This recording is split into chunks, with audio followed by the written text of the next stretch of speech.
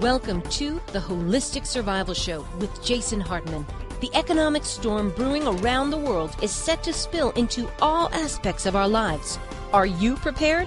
Where are you going to turn for the critical life skills necessary to survive and prosper? The Holistic Survival Show is your family's insurance for a better life. Jason will teach you to think independently, to understand threats, and how to create the ultimate action plan. Sudden change or worst case scenario, you'll be ready. Welcome to Holistic Survival, your key resource for protecting the people, places, and profits you care about in uncertain times. Ladies and gentlemen, your host, Jason Hartman. Good afternoon, and thank you for joining us for another edition of the Holistic Survival Show. This is your host, Jason Hartman, and this is show number 3.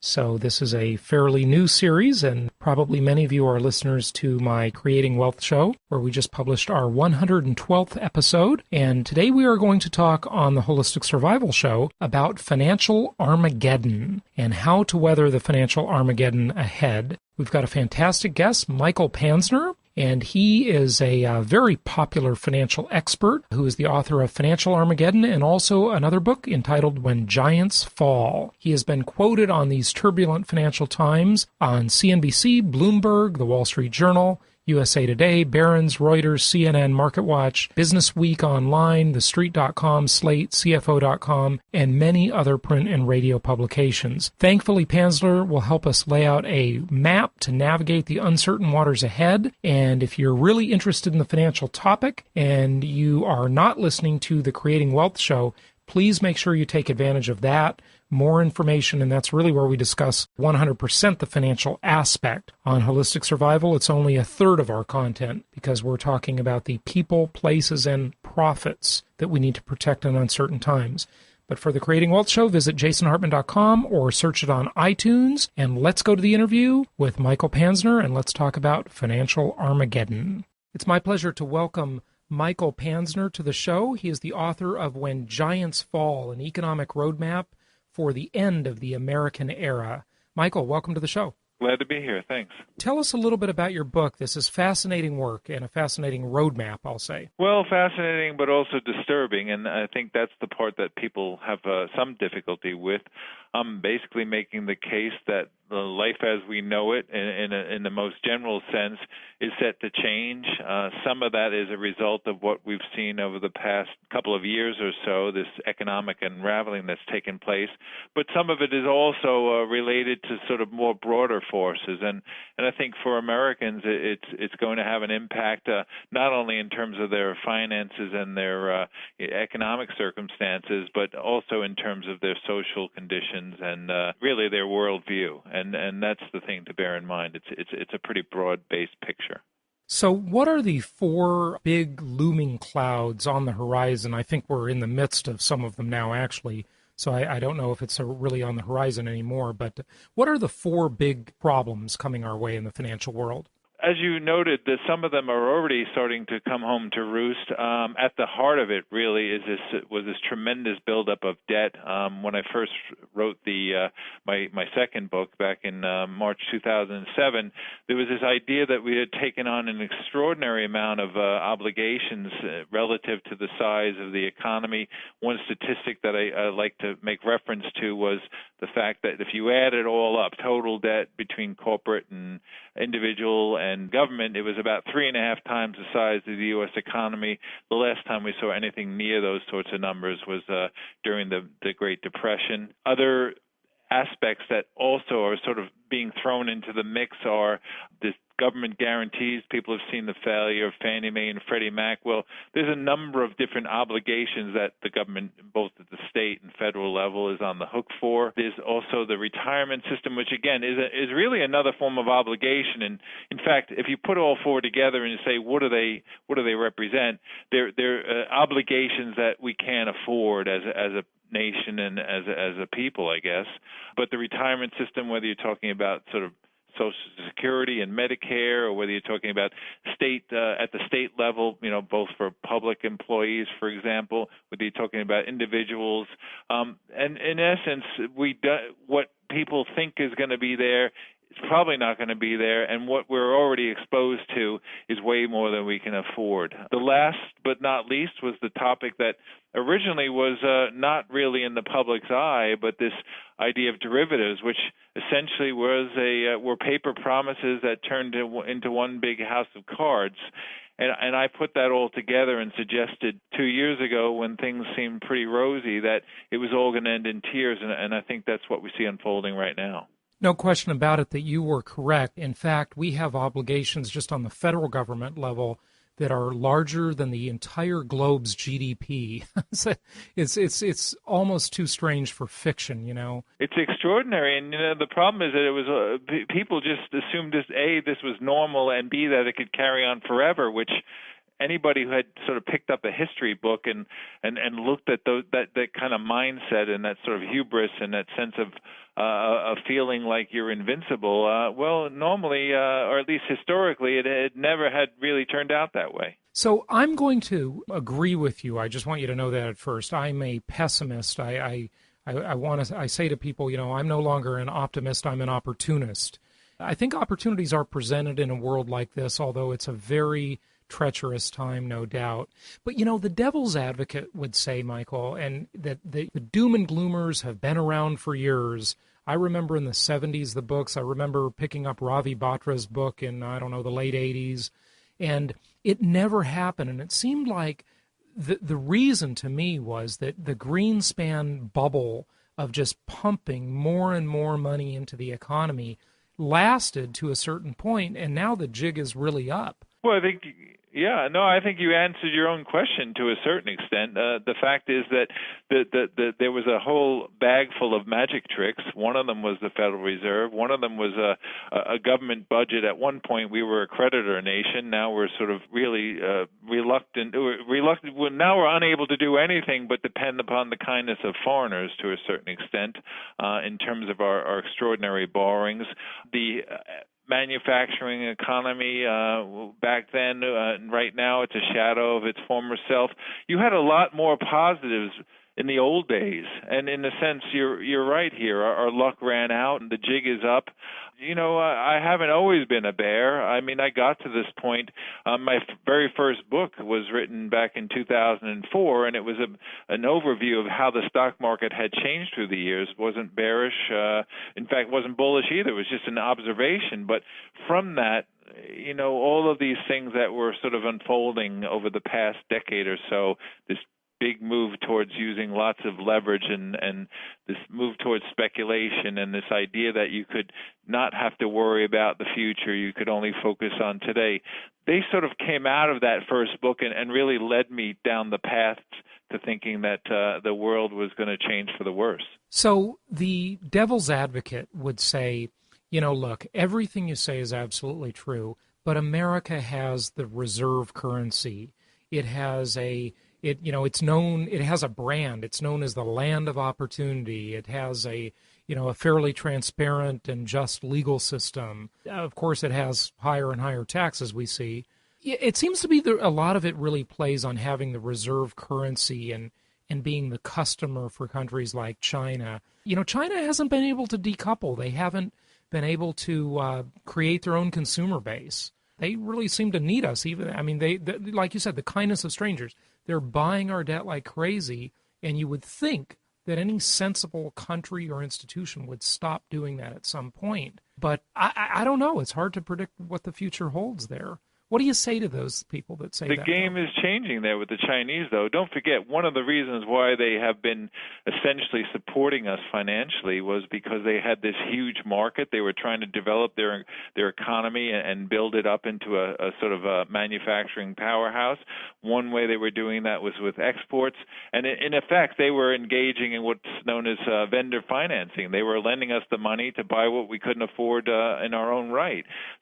But that game is changing now in terms of the American consumer is retrenching. People are realizing that it doesn't make a lot of sense to have nothing in the bank. They're starting to become aware of the fact that debt does have to get repaid, and so some of them are shrinking those obligations. And there's a real whole shift, I guess you could say, in this idea of consumerism almost as a kind of religion.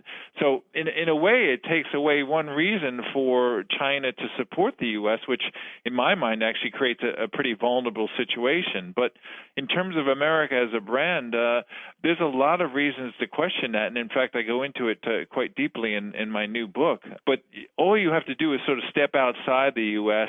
and look at, for example, the perceptions about how people think the U.S. is and where people think the U.S. standing is. There's all sorts of little developments occurring in terms of the U.S., the perception that we are the world leader. People are making arrangements amongst themselves, the Russians, the Chinese, the Iranians, the Venezuelans, really kind of excluding the U.S. from the table. The view of the U.S. Used to be the sort of land of opportunity and the beacon of light. Outside this country is very poor. I mean, foreigners think pretty poorly of the place. Part of it has to do with what we've done over in the Middle East in terms of Iraq and Afghanistan, essentially a complete debacle, really. Part of it has to do with the fact that we've walked around for a long time thinking that we're exceptional and we don't have to follow the rules that everybody else does. So I think we are a tarnished brand, and in my mind, we are a decaying brand, and I lay out a pretty, I think, strong case for why that is likely to continue and deteriorate further. So we're the customer, we design, everybody else sweats. China's the world's factory, India's the world's back office, the U.S. is the world's customer. I agree with you that the brand is definitely tarnished. I mean, people around the world have got to be looking at the ugly American, so to speak, and thinking, why do they have all that? Why does an auto worker in Detroit make $44 an hour while someone doing factory work in China or Indonesia is making a whole heck of a lot less? But what really is their other choice? I mean, for example, China. What choice do they have but to not let this relationship go on the way it's going? I mean, it seems completely illogical to me. I agree with you. If I were China, I would not buy our debt. I would not do this. But who are they going to sell their products to? Well, they're going to turn inward. And like most nations, the goal all along in China and other developing countries, for that matter, has been to create enough momentum that it can become self-sustaining. The idea is that once you get to a certain level of activity, you can start to sell cars and air conditioners and high-end products, meat, staples of life here, which are not staples of life there. They're luxuries.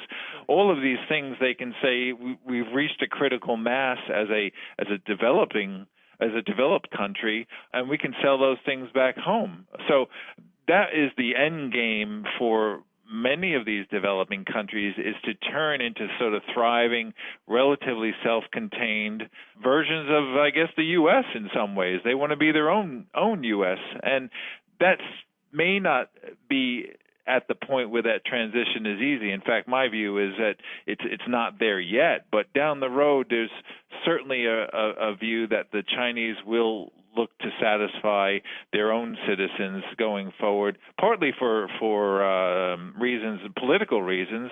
There's a great risk of social instability there, with millions of people potentially out of jobs and really idle hands being the devil's workshop. But also as a nation, that is ultimately the goal. It's not just to sell things to other countries. It's to be an economic power in your own right. Absolutely. It's just that they haven't been able to achieve that goal. That's really the decoupling argument. They won't need us anymore. That's kind of the Peter Schiff line. And it didn't work out so far. I mean, eventually. Well, so far is the operative word. In my view, it will, and it may take time. It may take a decade, but certainly they have made progress towards that end goal. Yeah. Well, tell us about why globalization will shift into reverse. The main reason is There's a couple of factors actually, but generally speaking, one of the reasons why globalization was allowed to it was facilitated so easily is because everybody was benefiting. And if you think about it, even at the schoolyard level, or at the sort of town level, when everybody's making money, then it's easy to cooperate, it's easy to share, it's easy to work things out in terms of your whatever political or economic issues you might have, essentially to look past your differences. But you change the game in terms of money, finance, economics, and suddenly everybody's attitude about cooperation goes the other way. And I think that's what we're seeing in Europe and Asia, and even in the U.S. with the whole sort of Buy America campaign that's gaining some momentum. This idea that, well, now that times are hard, we need to sort of batten down the hatches and throw up the barriers and make sure that trade doesn't take away jobs from the home market. The other side of it is the energy equation. I addressed that in the new book. I'm a believer in peak oil. I'm a believer that in many respects the resources that we have come to think are almost limitless, like food and water, as well as energy and other commodities, aren't limitless, and that there's going to be more conflict and more of a grab, I guess, to get for people to make sure they have their share. Food security, for example, is going to be a big deal, and part of food security is making sure that the what you need is kept at home and others can't get their hands on it. So all of these factors, this sort of resource-related, this spirit of cooperation, this economic boom that helped globalization are disappearing in a sense from what I can see, and as a result, the world is going to become less cooperative and less flat, to use this sort of expression from the bestseller. The world is round.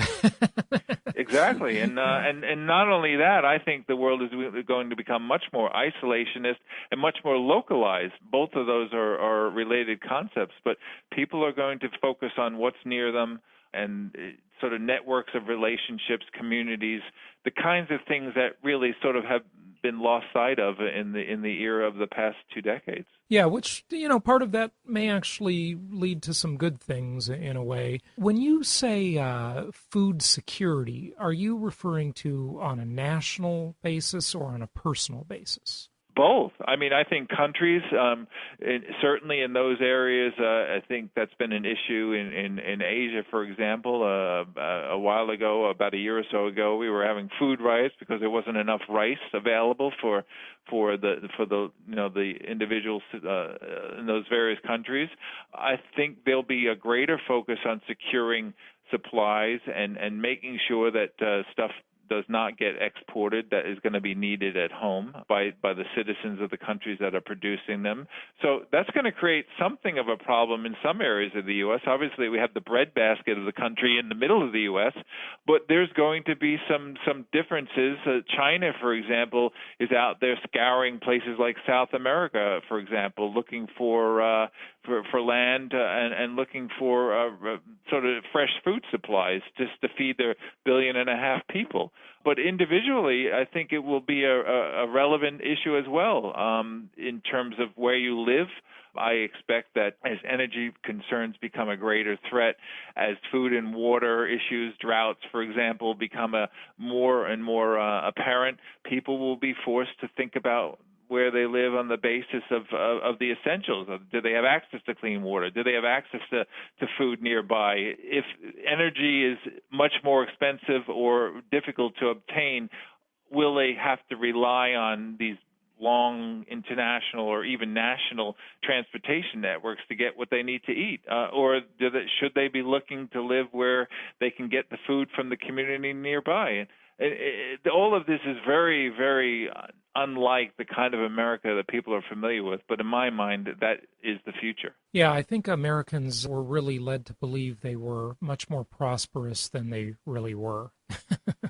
Yes, it was a very much a fantasy in some respects. A lot of it fueled by play money. Yeah, it really was. I mean, it worked for a couple of decades in the post-World War II world where we had we owned really the Industrial Revolution for quite a while. And then we, in the 70s, went off the gold standard, and then we owned the monetary revolution, if I'm just sort of giving it that nickname. Sure. Not in a good way. Now it seems like that house of cards has really fallen. What do you mean when you talk about what to watch for in relationships with friends and employers and others? I find that to be an interesting bullet point on your book summary. Well, two things. There's two angles to this. The first is that I think the world is going to become a lot more unstable, a lot more dangerous. Countries are going to be engaged in conflict. It's a natural outcome of a changing economic circumstances. In fact, most people point out the fact the last time we had this great boom in globalization was prior to World War I, when all of a sudden things fell apart, and as a result, we saw a sort of a really dramatic change in the social mood. So, in a sense, you needed to know who you could depend on, and you also needed to know who you could not count on when the chips were down. But even more so, I think, in an environment where there's going to be less government support because the piggy bank is running dry, where states and governments are at the federal level, are going to be devoting resources to maintaining public order in some respects, and don't have the money to honor many of the obligations that they've promised. People are going to have to look after their own, and in some ways, we're going to sort of devolve to a kind of environment that you see in some poorer countries where there's a big reliance on friends, your network of family, extended families, and those who you can trust and those who you can't. And so it's really from both angles. Some might say that's a good thing, returning to our roots as a community, for example, and as in terms of appreciating those who are closest to us. But getting there might not be such a wonderful journey. Yeah, and I agree with you that that is one of the bright lights at the end of this dark tunnel, because prosperity, generally speaking, Michael, seems to be an isolating factor. People have all they need. They have an abundant financial life, and, they sort of look at people as kind of secondary to that. And you look at third world countries, and I've traveled extensively, or developing countries, I should say. And, it seems like the family unit is much closer, and the friendships are closer. And, it's just sort of different than the more prosperous countries in the West. Clearly. I mean, obviously some of it is out of necessity. So it would probably be a better idea if people had sort of stuck to that perspective when things were good. But, in a way you get lazy, in a way you get sort of greedy, perhaps. You don't appreciate things when they're easy to come by. And in some respects, maybe it was inevitable that we had to be forced to go back there, but I don't know. I like I said, there is perhaps a bit of a silver lining to my otherwise downbeat outlook on the future, but it certainly won't offset all of the negatives, that's for sure. Can government or, anyone else for that matter solve these problems? I know that might lead into the discussion of the monetary future we have and inflation, deflation discussion. Having spent sort of 25 years on Wall Street and knowing full well that anything can happen, and learning the hard way, in fact, that anything can happen, I wouldn't rule it out. But if you look at history, if you look at the forces that got us here, the excesses and the imbalances, if you look at the fact that empires, great powers like the U.S. have come and gone, before us was Great Britain, and way back when it was Rome, and there's been many in between. It suggests that we've seen the up phase of the pendulum swing, and that, like the seasons, we're heading into winter, we're heading into the down phase, and it would be pretty difficult to say we can stop winter, and I think you look at this in the same way. So from my point of view, I don't think these forces are stoppable, whatever the government does. Unfortunately, government action may be setting the stage for a kind of a pain that wouldn't necessarily be preferable to most people.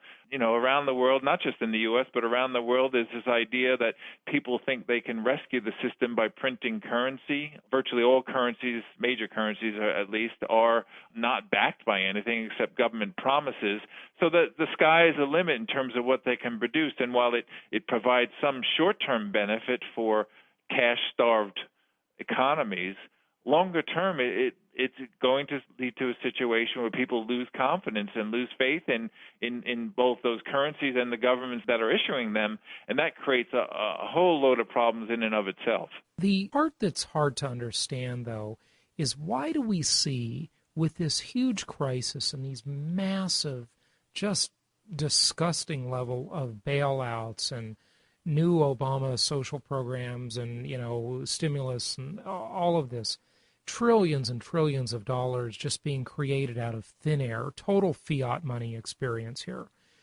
Why do we see a strong dollar? I mean, it seems to be that they're defying gravity, at least temporarily. Well, actually, funny you mention that. It's one of the things I anticipated in Financial Armageddon. In fact, there were other people who, rightly so, saw a number of problems and how it was all going to end badly. But I was one of the few that actually forecast a dollar rally with the early stages of the financial crisis.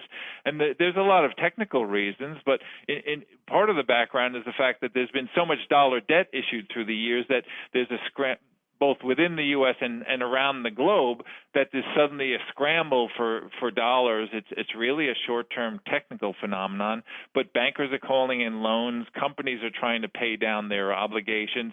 So it creates a sort of a short-term shortage for dollars. The other side of it is it comes down to markets. Like I said, I've been around a long time, and markets tend to do what they can to make sure people can't really benefit too much. And there's been a lot of people who've been betting against the currency. So in a way, I think it would be the irony, but many of those sort of people who perhaps in the long run will be right about the dollar are going to end up being forced out because of their bad timing in terms of speculation. So those are some of the factors, but long term, the prognosis is poor. I mean, it's bad for all paper currencies, but for the dollar, which has been the reserve currency, which has a tremendous number of unnatural holders, people who hold it as part of their reserves, people who hold it for transaction reasons, because oil, for example, is priced in dollars. There's a lot of people who hold the dollar for not because they need it necessarily as a citizen might, as someone who lives in America might, but because it's of its status. And once its status changes, they have no real reason to hang on. It just seems to me, Michael, like the status should have changed already, though. You saw this. There was news about a year and a half ago, I want to say. OPEC really wanted to do business with euros rather than dollars. The supermodel Giselle said she doesn't want to accept dollars. She wants all her pay in euros. I mean, that was kind of funny. Sure. You saw a supermodel saying that. Amsterdam was not accepting dollars in exchange places. And then it sort of bounced back. And so there's this demand for dollars at the moment. When do you see that changing?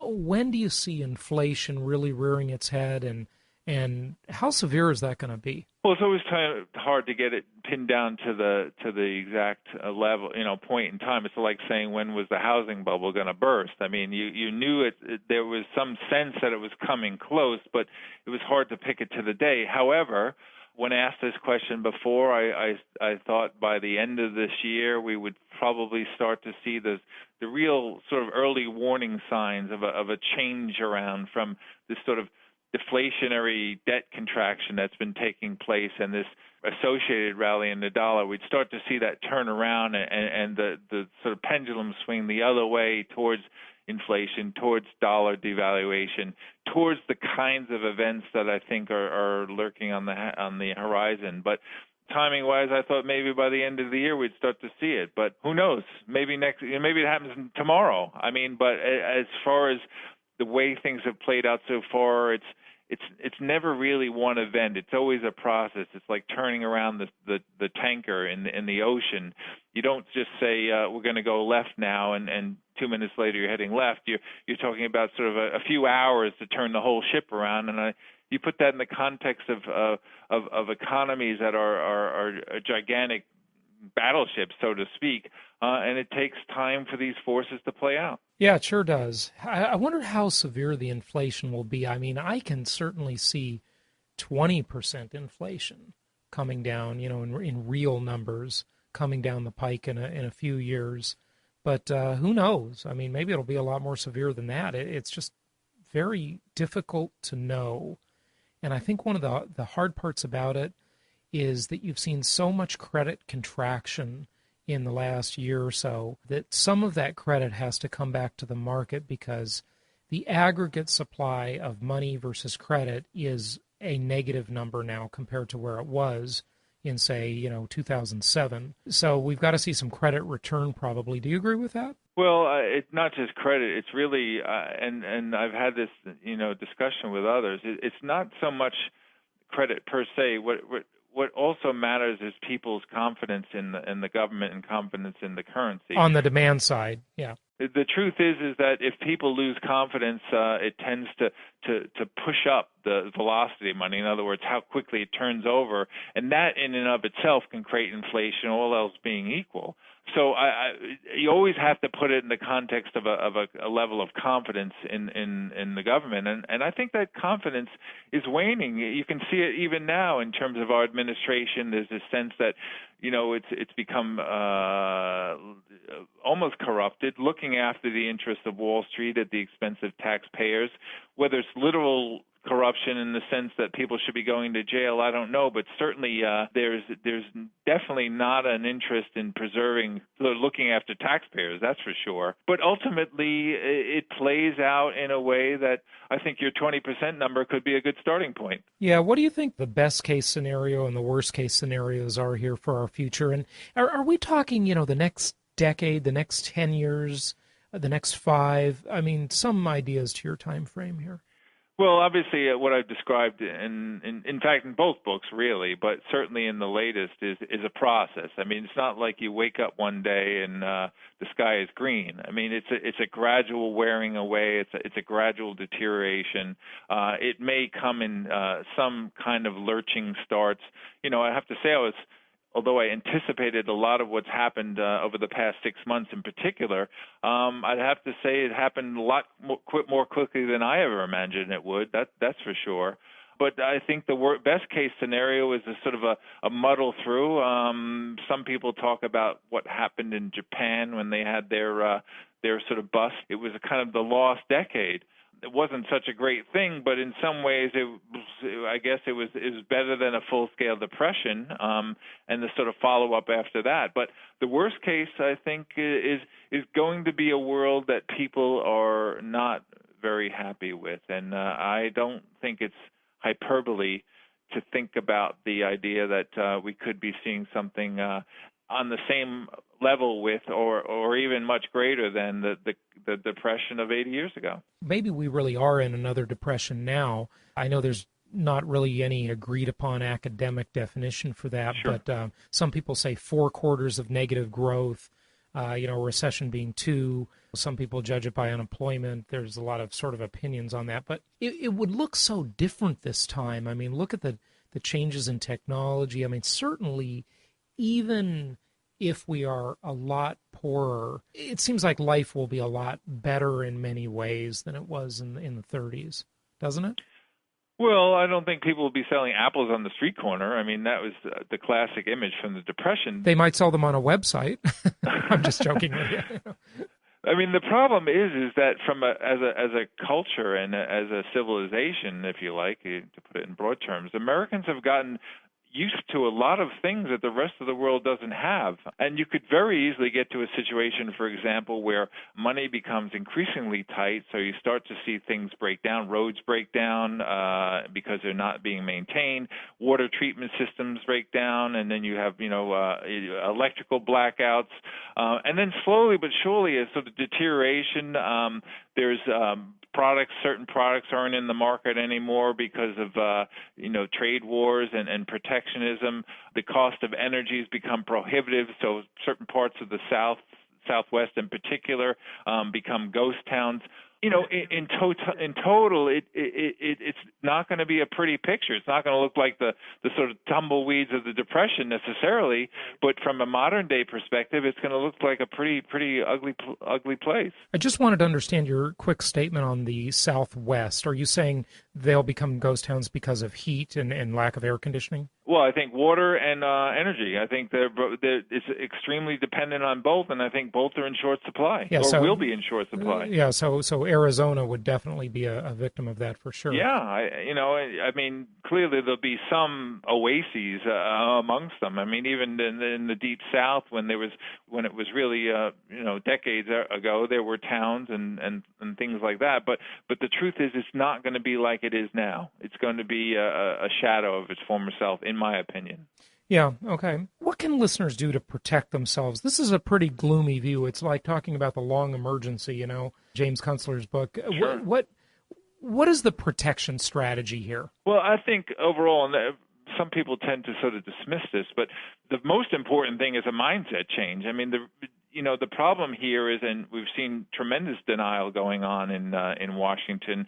We've seen tremendous denial going on in Wall Street, in the sense that it's all going to go back to normal. We just have to ride it out, and it's just a hiccup. But if you believe, as I do, that there are a number of structural forces, secular trends coming together all at the same time, if you at least accept that and say, okay, I have to rethink the way I'm living my life. I have to think about where I'm going to live. I have to think about what my job is. I have to think about my exposure, think about what resources I have available, how am I going to prepare. I mean, that is half the battle, and I think that's the issue that a lot of people can't get their arms around. In terms of more specifics, I think my view on the world is going to become a lot more unstable. The currency is going to be vulnerable. There have traditionally been some safe havens like precious metals. It's one of the few investments that I think make sense longer term. Short term, my background is in Wall Street in trading. Gold's probably overheated. But if you're talking 5 to 10 years out, it's going to be a place that may just help you get by when the stuff hits the fan, so to speak. Do you think that'll be more from an investment perspective, or will that be from literally a day-to-day perspective, collapse of the currency, this is how I trade perspective? Very conceivably. If you get, one of the things that's kind of interesting is if you get the sort of levels of inflation that I think we could see, hyperinflation, you get to a point where people have to seek out all sorts of other alternatives. Among them are barter, and certainly historically, at least, hard assets like precious metals. I mean, bullets may become the medium of choice in certain circles. I'm being somewhat facetious. Right? But, oh no, you may be very realistic there. Actually, So some people say cigarettes and alcohol literally will be a good thing to trade. Certain basic needs, and some traditionally this has been kind of a joke, but I don't think there's such a joke.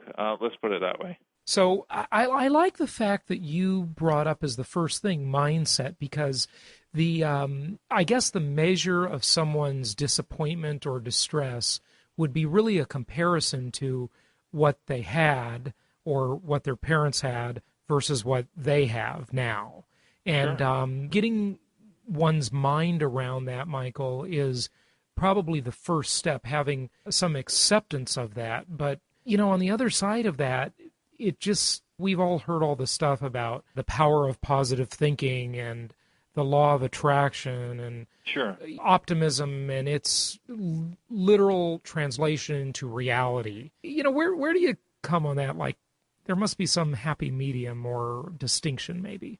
Well, the point I make and the point I've raised in the book is the fact that if you look at the course of our nation's history, or many other nations for that matter, I mean, we've been through the Civil War, which nearly tore the country apart. We've been through the Great Depression, which nearly destroyed, large cross sections of the economy, the so-called downtrodden. At the end of it, we got through it, and arguably the country perhaps was the better for it.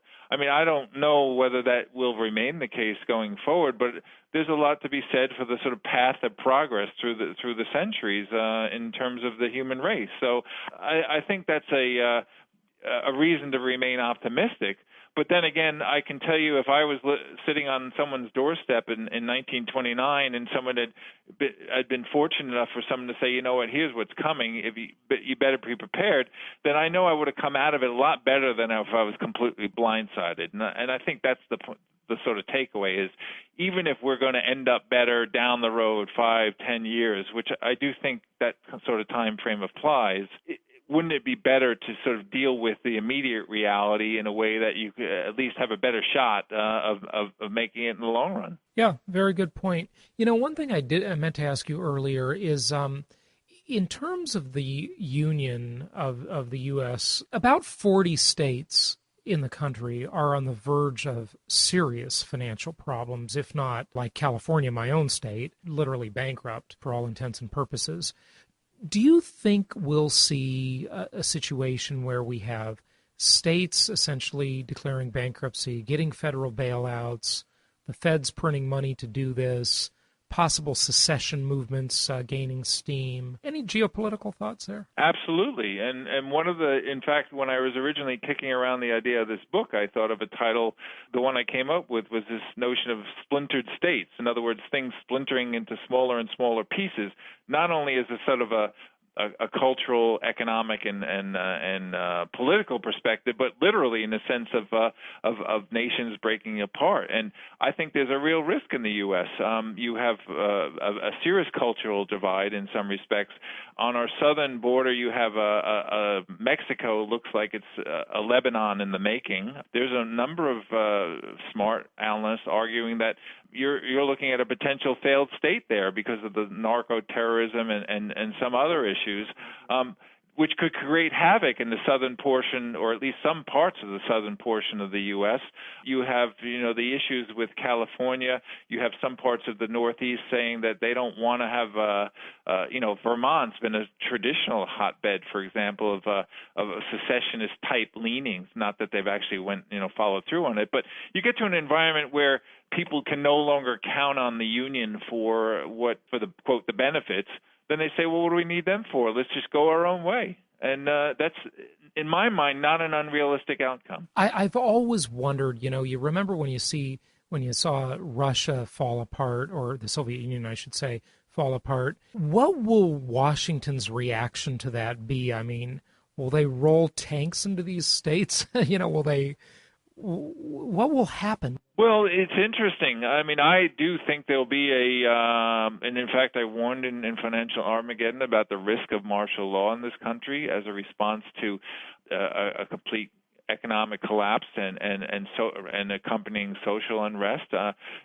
Most people who say that to them, they say, "What are you talking about, America? I mean, that's not going to happen here." Well, I think there's already been a sort of a creeping disintegration in terms of civil rights in this country. All sorts of rule changes have been made that make people are less secure than they used to be as Americans. I agree wholeheartedly, by the way. Yeah, and that's a real concern. The state, in a sense, one of the reasons we're here is because government has taken on, it's become a beast. It feeds on the taxpayers' money, so to speak, and like most beasts, it will defend itself if it comes under threat, and that is a genuine risk. There's also the possibility that, in general terms, people are or have been used to the idea that they're free to make those kinds of choices, but suddenly somebody comes in and says, you know what, we don't like that idea anymore, and as a matter of, quote, national security, we need to change the rules. So all of this is out there. I mean, I sound alarmist, I'm sure, but if you look at history and the way that social conditions and social attitudes and really the overall social mood can shift following as an abrupt and an economic downturn as we've seen, and other circumstances like resource-related constraints, it's not out of the question for a lot of angry people to be running around and battling each other over the spoils. Yeah, no question about it. That's a very good point. A lot of this boils down to, in terms of a personal action plan, Michael, to this question: where should someone live? A lot of life is dictated by your geography and the resources you have. Do you have any thoughts? Have you addressed the issue of advice to the listener of should they move to a certain location, not to the Southwest probably? Is there sort of an ideal location that won't be as affected as others? Well, I thought about this, and I think you brought up James Kunstler before, who has also addressed the issue somewhat. But clearly you're going to have to take certain things into account that you didn't used to. I don't think it's any more the case where you say, my parents live there, so that's where I'm going to live, or my friends live there, that's where I'm going to live. You're going to have to take into account, where are the jobs going? Where is there, access to water? Where is there access to transportation? I think sort of towns and smaller sized cities could be attractive, especially those located near waterways, for example. The areas that have climates that are a little bit more temperate and aren't sort of totally dependent on having a constant supply of energy to keep them cool or keep them hot. That leaves open a lot of possibilities, but on the other side of it, you have to think this through, and certain locations might be more difficult if they have too populated, even if they're seen as being somewhat dependent now, but they could become targets. There's going to be sort of lots of crazies running around, and governments looking to sort of capitalize on the point at which the U.S. has gotten is less of a power than it was, and there'll be more terrorists running around, more criminals running around. So very large cities could be vulnerable in a way that smaller cities might not be. So those are the kinds of issues you have to think about. In terms of a specific city, I don't have my top 10 list because you know what? I think it's going to evolve over time. Yeah, good point. Well, this has been fascinating talking with you, although gloomy, no question. What would you like to say in closing, just to sort of wrap up this subject and give us your website and tell people where they can get your books? Sure.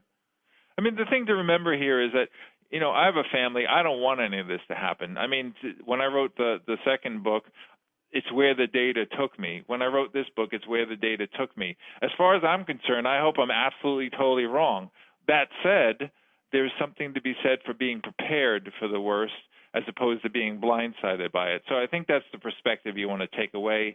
Right now, as part of my sort of mission to both stay informed myself but also to keep others informed, I run a couple of blogs. One's financialarmageddon.com. One is called economicroadmap.com. They have slightly different perspectives. One's much more domestic. One's more of the kind of global picture. But, both are meant to say, here's what's really going on, and it's a little different than you're hearing from the mainstream. And as far as I'm concerned, if people get something out of it, then that's great. Excellent. Michael, thanks so much for joining us on the show, and we will hope that your predictions are wrong, although I hate to say I think at least many of them will be very, very true. Thank you for joining us today. Thanks for having me. Take care.